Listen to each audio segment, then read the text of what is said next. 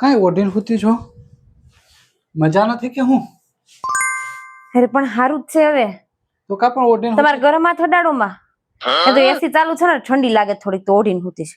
ઓય પાગલ, તો પણ ઠંડી લાગે છે, એસી ચાલુ છે ને ઓઢીને હું આમ હોય કે હાવ? તો પણ ઠંડી લાગતી હતી તો એસી તો ચાલુ કરવું ને. ગરમી લાગે તો એસી કરવું પડે કે નહીં? પછી ઠંડી લાગે એસી ને લીધે તો ઓઢવું પડે ને. ઉનાળો એક જ વખત આવે છે વરસમાં. વાત તો સહી હે. વર્ષમાં એક વખત આવે તો પણ બે ચાલુ ન રખાય. આ મફત નથી આવતું, બિલ આવે આનું. પણ એમાં હું વાંધો? વર્ષે એક વખત તો એટલો ખર્ચો કરો. વર્ષે એક વખત તો કઈ એક બે દિવસનું થોડું છે. 4 મહિના આવે ઉનાળો. તો પણ 12 મહિનામાં 4 મહિના તો એસી ચાલુ કરી શકાય કે નહીં? કે 12 મહિના બંધ જ રાખવાનું? તો નખાય એવું હું કામ?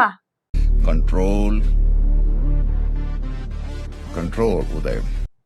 નખાયું હુકામ પણ આમ ન હોય. તને ટાઈટ વાતે હોય ને તો ઓઢવું તો પડે ને. તો આને હું મારે આમ દીવાબત્તી કરવા, અગરબત્તી કરવી?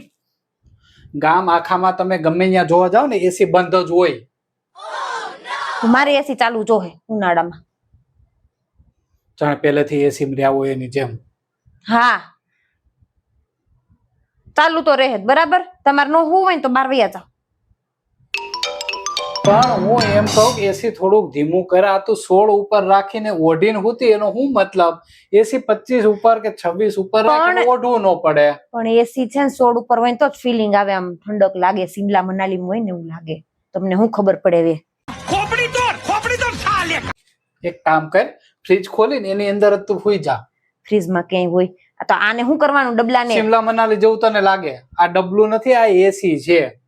હવે 5 વર્ષ બદલું નથી, ડબલું જ થઈ ગયું છે. હવાય નથી નાખતો એટલે 16 ઉપર જ રાખવું પડે ને. 25 ઉપર મારે હું ગરમ હવા ખાવી? તને છે ને કોઈ ન પૂગે. જાવ બહાર જઈને હુઈ જાવ, મને શાંતિ થાય, શાંતિ લેવા દો અત્યારે.